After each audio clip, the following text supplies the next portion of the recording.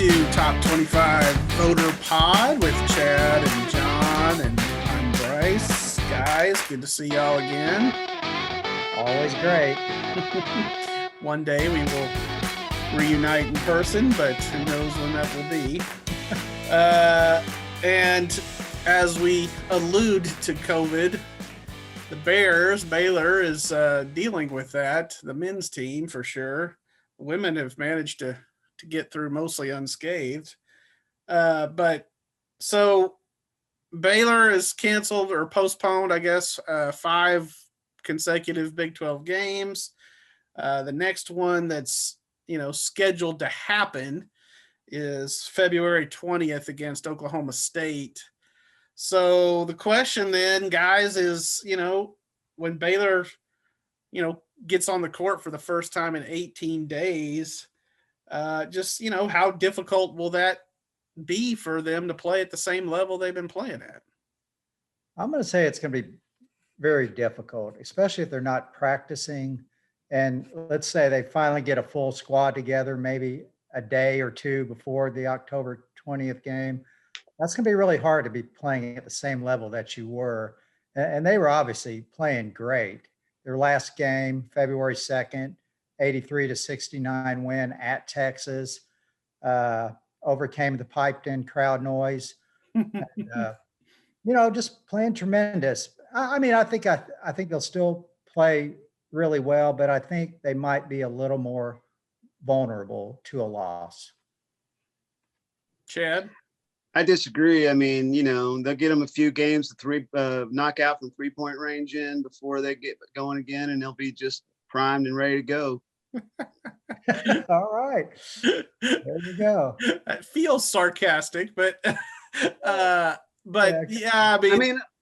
you can't knock them because they're 17 and they're 17-0 or whatever the heck they are, but they shoot 3-pointers and get rebounds off those 3-pointers and turn them into points. I mean, that's the essence of what they do on offense. Well, they do drive some to the basket. And really good. So I saw a tweet where somebody had said, oh, the Bears don't, I guess a Big 12 assistant coach had anonymously said, the Bears don't run any offense or something like that.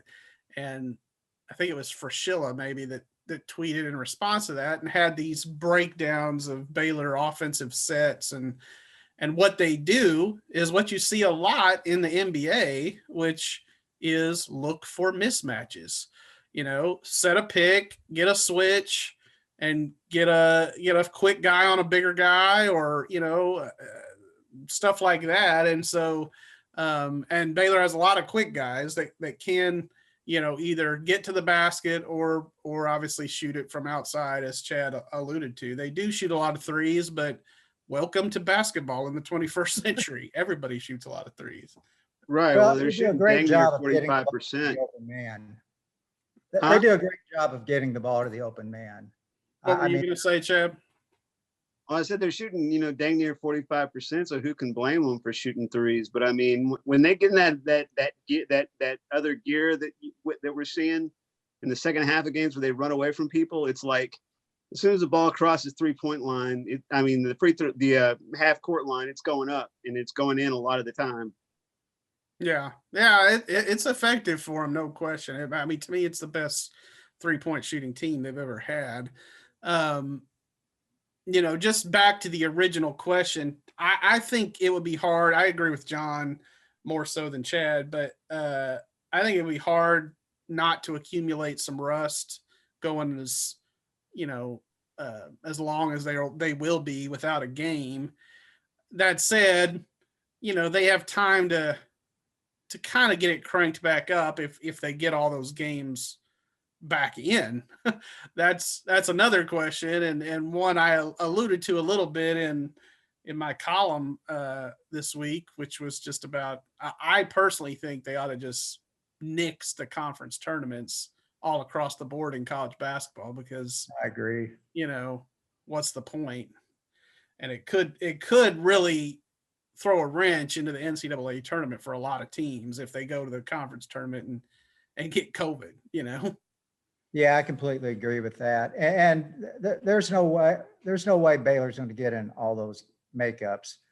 They've only played 9, and then starting February 20th, they'll have about 16 days to get in 9 games. That's not going to happen. I'd say best case scenario would be maybe 6, 7 at the most, but 9, there's no way. Right, absolutely. So let's move it over to the Baylor women's side. Chad, we've seen a certain theme in a lot of the Lady Bears press conferences lately, which is basically, no, we're not overlooking this team. I mean, they've had a lot of laugher type games. And this is not uncommon for a lot of Kim Mulkey's teams, but the Lady Bears schedule does improve starting Sunday, as they get Texas and then followed by West Virginia. Both of those games will be at the Farrell Center. So should we expect Baylor's level of play to rise with the level of competition? Well, I think I don't want to say the intensity will pick up, because I don't know that it's been, I don't know that they've lacked for intensity, but the sense of drama, for everybody maybe, but the people on the bench will certainly go up, because they play Texas on Sunday and then they play West Virginia. Let's see my desk calendar here. They play West Virginia next Wednesday. So, and West Virginia is only a half game behind them now in the conference standings. And so you're going to have a mid-February game with a lot riding on it, which is, it's not unheard of. I mean, but somebody pointed out the other day that a lot of times the Lady Bears have, staked a 2 or 3 game lead, even by this point, even by February 10th, So going to be some more interesting games. They play Texas Tech tonight, and this podcast will be out probably after they play the Texas Tech game. But, Tech's 4-9 and in 7th place in the conference, and they're well ahead of the last 2 teams Baylor's played, Kansas and Kansas State. So, it's hard to watch the Kansas State game on Sunday and think, oh, well, this Wildcats team is actually better than their record, because their record is really bad. I'll be interested to see what Vic Schaefer does kind of in Austin, and if he can raise that level of Longhorn play to the point where they're a legit rival for Baylor. I mean, that's quite a climb, but back when A&M was in the conference and Gary Blair was down in College Station, those were legit tussles for Baylor. I mean, those were not easy games, and I think that's a little bit what's lacking in the Big 12. I mean, it's kind of Baylor and everyone else, and we've said that a lot. So for me, with no dog in the fight, I would like to see some competition step up. Well, West Virginia lost at home against Baylor 65-45, and then they lost a week later to Oklahoma State, but their last loss was on December 18th, and they've won 10 in a row. So we'll see if the Mountaineers have caught fire when they come here next week. Yeah, I've watched Baylor a little bit, and to me, that they look like a really good defensive team as usual, but they just don't seem like they kind of have found themselves yet offensively. I don't know if y'all would agree. To me, there's not like 2 players like Kalani and Lauren Cox, that they know are going to score a lot and, know what they're going to do.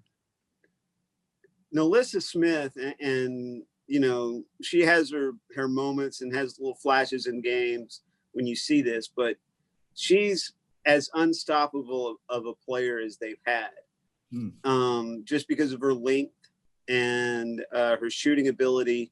Now, she hasn't really, I mean, they don't seem like they want to turn her loose to shoot from 3-point range and do all that stuff, because why would you? Why would you shoot from out there when you can get buckets inside easy? but she's just a whole lot more agile and can move around, not just in the post area, but, all over the court more so than, say, Kalani Brown could. I don't, she doesn't really have a counterpoint though, if she were playing with Kalani all the time, the role that Lauren was in, it'd be interesting to see what she could do.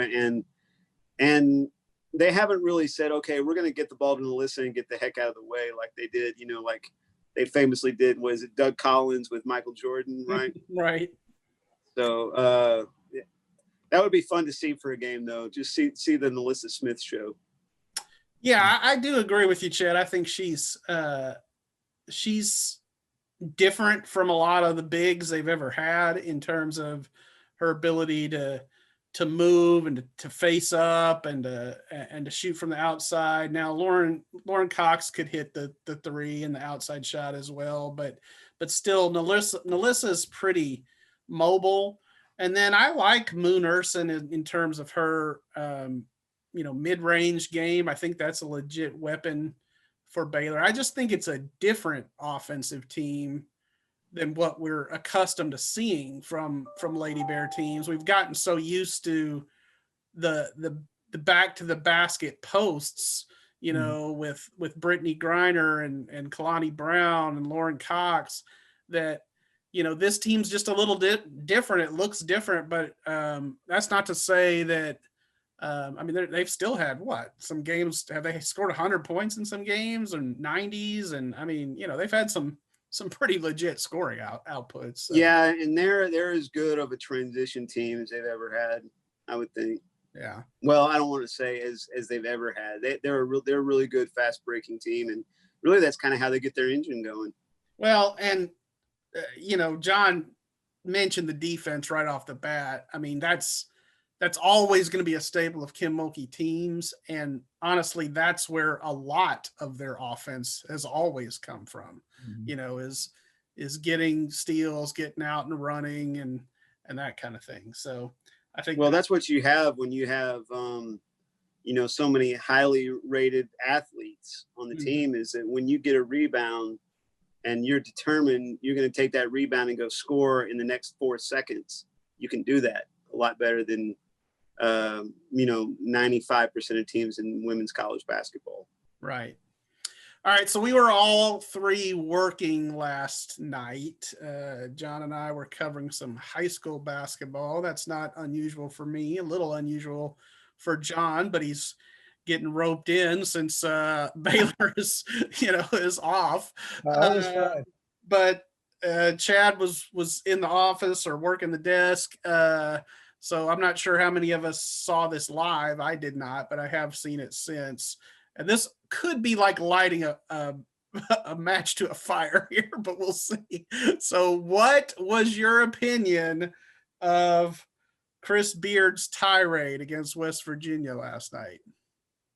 Chad, let's start with Chad. Okay. Totally justified. Well, so we know your allegiances, but explain what you mean, because I think there is some stuff to unpack there. Well, and I didn't know what it was about when I first saw it. I was finishing up work, and I was honestly watching as much of the game as I could on my YouTube TV app on my phone while I was at the office. I didn't turn the office TV on. I can't get that thing to turn on. Maybe y'all can help with me next time we're all in the office. I was having that problem the last time I was up there too. So, I think it was probably a frustrating game. And Chris Beard said in his post-game press conference, and I'm kind of amazed because he doesn't get mad at other coaches. He doesn't disrespect the officials very often. He even said last night that he respects all three of those guys, that he likes all three of those guys in the post-game press conference, which kind of grinded me a little bit because I don't like him one bit. But his point was you have to stand up for your players sometimes. And in this particular instance, a West Virginia player, I believe it was McBride, fell to the floor and they had the ball on the floor and was trying to call timeout. And Kevin McCullough for Texas Tech reached over to tie him up. and they call it, instead of giving the timeout to the West Virginia player, they call a foul. And how often when guys are scrambling for the ball and trying to call timeout, do they call a foul anyway? So I'm sure that was just like, there were 23 seconds left. They legitimately wanted West Virginia to get the timeout, even if it wasn't a tie-up situation. They wanted West Virginia to get the timeout because then they could set up a press again, because they're down 6 points with 23 seconds left. Not that different from the situation at LSU a few weeks ago, where they came back in that amount of time at the end of the game. So, it's not unheard of, but obviously when they call a foul and they're going to the free throw line with a 90% shooter, pretty much it's all done. And Beard was like, God, why do you call a foul there? Why, of the three things that you could do, you call a foul, and he let him know it. And I think somehow, Chris Beard has the ability to get really fired up and yet kind of, I don't know, be calculating even in those moments. Yeah, I will say I could see why he was upset, but I will also say it's a very Emmy-worthy performance. I mean, for him, it was Bobby Knight-esque. That said, I do agree with Chad that there was some level of control or calculation there. I mean, in the midst of this tirade, he goes and dabs up Bob Huggins, I mean, so I don't think Bob Knight ever did that, Wow. So and even more specifically, Bob Huggins would not have been able to flop down and demonstrate what the problem was the way Chris did and get up, and then I don't think he would fist bump the other coach either. Right. Yeah, I thought he showed a lot of agility. Mm-hmm. I mean, to get down on the floor, do the I guess is the timeout signal he was doing, and then like to bounce back up, have the presence of mind to be a good sport and fist bump Huggins, and then get the crowd on your side and do a dramatic walk out to the tunnel. I thought it was just highly entertaining. It's a great tirade for sure. Now I'm gonna probably play right into Chad's hands here, but so I do think that I'm going to make an analogy here, and we'll see if Chad, the analogy king, appreciates it. So I think Bob Huggins is the Big 12's James Harden. And here's what I mean by that. So James Harden was extremely effective at what he does. I mean, he's the best I've ever seen in terms of drawing contact and getting fouls, getting calls his way, and people hate watching it. Generally speaking, there's a lot of basketball fans that think it is not fun to watch from an aesthetic standpoint. And I think Bob Huggins as a coach has this relationship, or I don't even know what you would call it, this control over the refs, where he's constantly in their ear. He's constantly, chirping and stuff. And I do feel like he sometimes gets the benefit of the doubt on some calls. What's unusual is that, that it would happen on the road. I mean, yeah, but maybe that's a little bit of COVID coming into play too, where, refs are human. And I think that, in a year where there's fewer fans in the stands and maybe less pressure on them from the home crowd, they may be more apt to call one against the home team in a critical situation. Yeah. You like my analogy, Chad? Yeah, I mean, I think he definitely has star power for whatever reason, and it has something to do with something I can't see, because he's one of the less charismatic coaches I've ever been around, especially in a post-game press conference. People love him, and I don't know why. And I mean, I don't want to get into foul crap. I'm sick of it, so I just don't really want to talk about it. All right. let's move on. Talk about the Jayhawks. And so Kansas dropped out of the top 25 this week, joining the likes of Duke and Kentucky. It was the first time they've been out of the top 25 since 2009. That's insane. That's a pretty impressive streak. So, is this the start of a down period for the Jayhawks, especially with, the specter of NCAA probation looming? Yeah, I think it is because, when I look at that team this year, they don't have nearly the level of talent that they've had. I mean, they've got a few really good guys, but they don't have a guy out there like Azubuike. I don't think they have the scoring guards they've had before.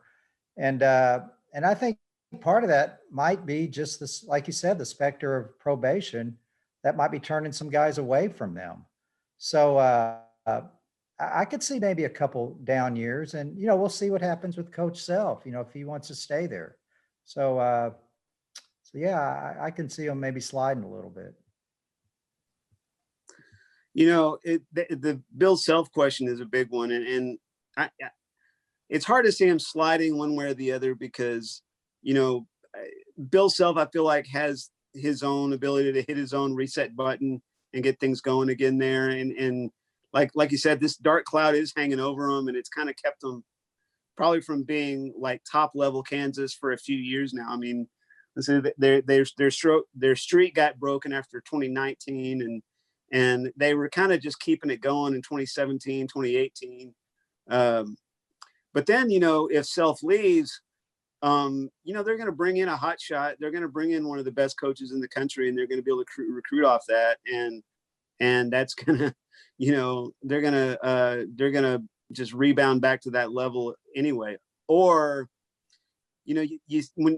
as soon as you say something like that, you think about North Carolina and how difficult a time they had getting it back after Dean Smith retired. So, and I know, Coach Self took over from Roy Williams, who had it going at Kansas pretty well himself. And so, I don't see Kansas going anywhere, though. I agree. They're still Kansas. I mean, they're not Kansas in terms of what their product on the field, on the court this year, but I don't think they stay down for long. And I mean, let's face it, it was just last fall that that Baylor, Kansas was, one of the biggest games in the country. I mean, and even earlier this season, it was kind of billed as this huge game, and obviously Baylor took care of business, but yeah, I don't know that Baylor and Tech and these other Big 12 programs, Texas, that have had really good seasons, have supplanted the Jayhawks as, the program to beat in the Big 12 just year in and year out. When you think about it, Kansas is a lot closer to being Kansas this season than Duke is to being Duke, or Kentucky certainly is to being Kentucky. Yeah, absolutely. That's a great point, because I think Duke and Kentucky do not make the NCAA tournament, whereas Kansas should. Yeah, and they fell out of the top. When I say down for Kansas, I mean like a 5, 6, 7 seed. Yeah. Kansas fell out of the top 25, but then they turned around and pretty much handled Oklahoma State the other night. They didn't beat them bad, but they were in control of the game the whole way, at least what it looked like when I was tracking that game while I was at my niece's 8th grade basketball game, last one of the year. So I didn't get a real good look at it, but it didn't look like Kansas struggled to beat Oklahoma State. Well, who knows? By the time we do this podcast again, the Jayhawks might be back in the top 25. We'll see. Like I said, they don't stay down for long. But so, guys, that's it for this week. Chad, enjoy your games. John, enjoy your break. So, I'd rather be covering games. Hey, if it weren't so dang cold, you could go hiking somewhere. Good stuff.